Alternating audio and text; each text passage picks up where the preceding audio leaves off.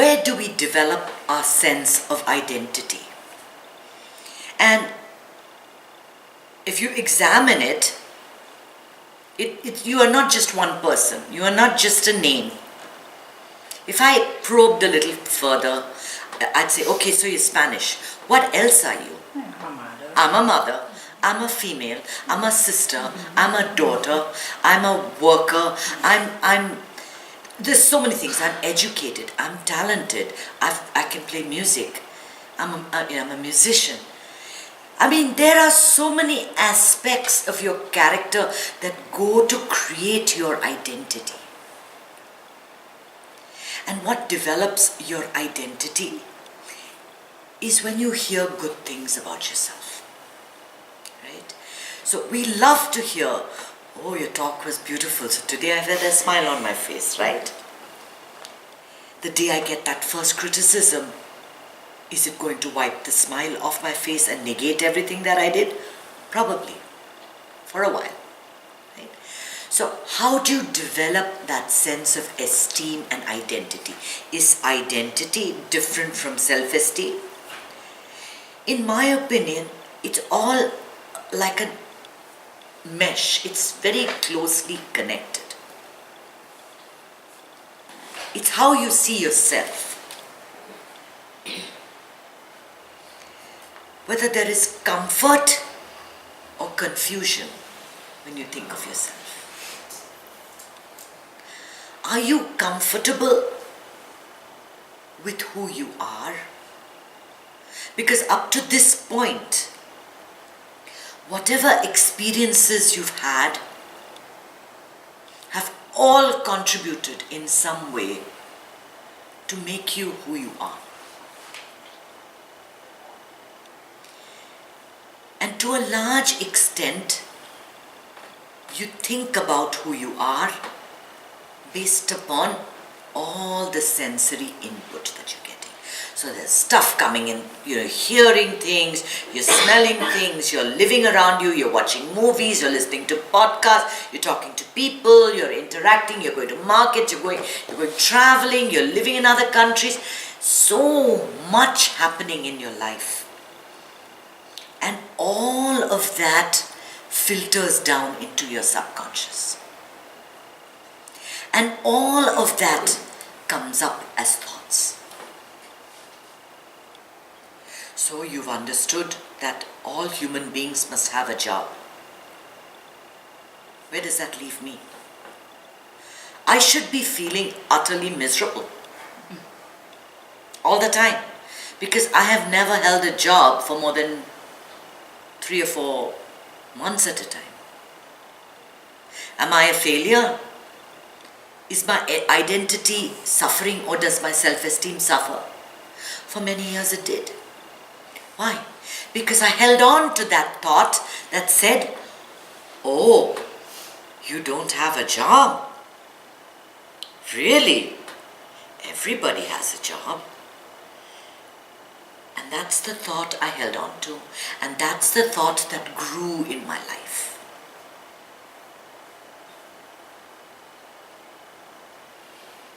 We come to many stages, points in our life when we are searching for answers about who we are. If at any point in your life that question has come to you, who am I? What am I doing here? What is this all about? That is a very good thing.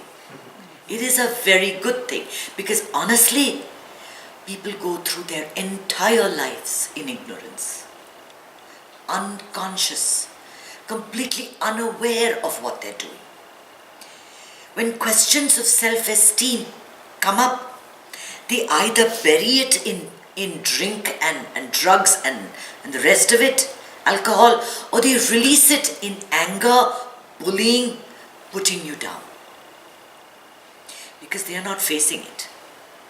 They haven't even bothered to think about it. So if you are thinking, who am I? It is such a complex answer, and it can keep you occupied for several lifetimes. You are never going to get one answer from anybody. And if anyone tells you that we can develop your self-esteem in 3 days, join this seminar, I'm going to change the way you look at yourself, beware. Beware. You have so many different hats that you wear in a given day. If you have confidence that your action is happening in the moment, not for any particular reason, but that you take pride in whatever you're doing right now, that you believe that whatever's happening in your life right now is happening for a reason, your self-esteem remains strong, your identity remains strong. But if you feel that I'm wasting my time, I should be somewhere else, I should be in another country, in another group, talking to other friends, in the popular group with blonde hair, in a different race. As soon as you feel less than what is around you, that's when you take a blow. That's what gets you. So what are the quality of your thoughts? The feeling of being content right here, right now, cannot be overstressed. Because at this moment, if you are a product of whatever's happened, thousands and thousands of lives have brought you to this moment. Wherever you are. Each one of us is at different crossroads. Someone is starting out a life. Someone has just finished working and retiring. Someone is working but hates their job. Someone's children have gone to school. Someone wants to remarry. Someone wants to divorce. We're all at different points in our life. We have different situations in our life. What is it that is dictating your feeling of identity, that you belong?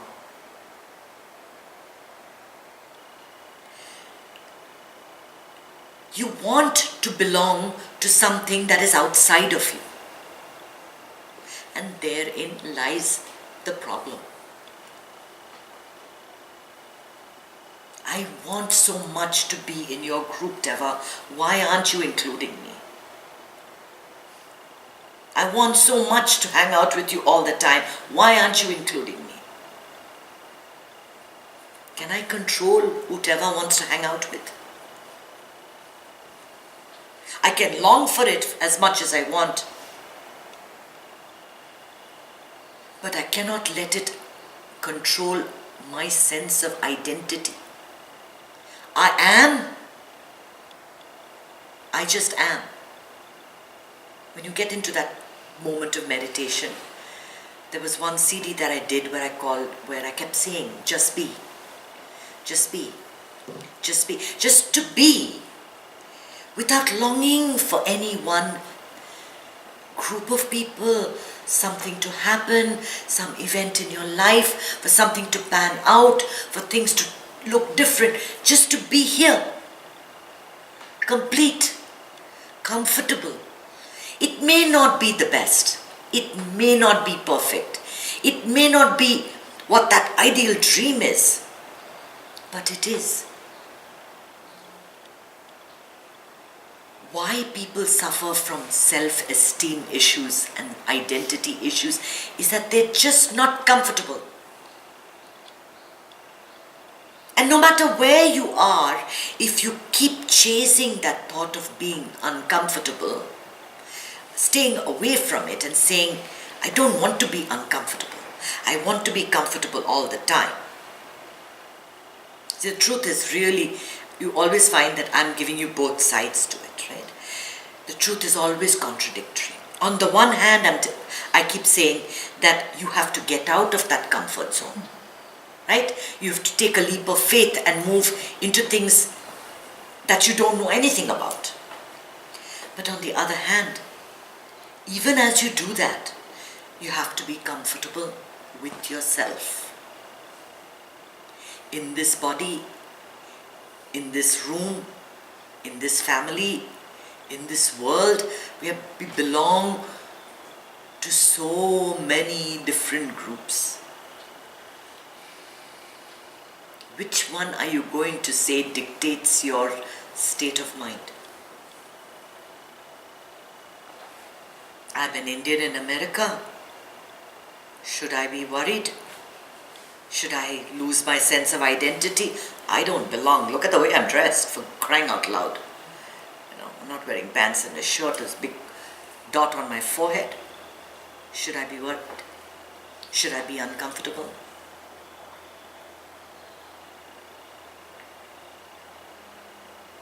Think about the things that identify you, that make you who you are. I remember my daughter, she had a school event. I think it was like a sports day, and my mother was visiting. And she looked at me and she says, I really want Party to come, but will she be wearing a sari? My mother looked at her like that. She did not want her to come in a sari. She wanted her to wear Western clothes and come, because all the other grandmothers would be dressed in Western clothes. And if I tell her about it, now she gets really upset, but this is where it begins. You remember that, right? This is where it begins very early in life. If I am not a monkey in a class of monkeys, then I'm nothing. You want to be a monkey. Think of yourself as an exotic bird. How about being an exotic bird? Different, colorful, vibrant, able to soar and fly. Why would you choose to be a monkey when you could be an exotic bird? Something that everyone admires. We all try so much to fit in, because that is our sense of identity. If I do, or celebrate all the Indian festivals and put up all the altars and get, I'll get invited to all the Indian events, to all the Indian people's home, and then I'll belong. Right? We do so much in our lives to have that sense of identity. And I say that your sense of belonging should extend to the little groups that we're talking about, the mothers, the genders, to being not just human, but part of this vast cosmos of all living creatures. Because happiness is not a human birthright. Everybody has it. Have you seen dogs wagging their tails? Animals feel happiness too. Animals feel happiness too. Our sense of happiness should extend to everything. We constrain ourselves and make our lives too narrow, and our sense of who we are too narrow by identifying to small things, petty things. I remember watching that girl from Quantico, what's her name? She said that for the longest time when she was growing up in this country, she ate in the bathroom because she was overweight. Okay? And look at her now. Look at her now, riding high. She gets the last laugh. She gets the last laugh. Vastly successful.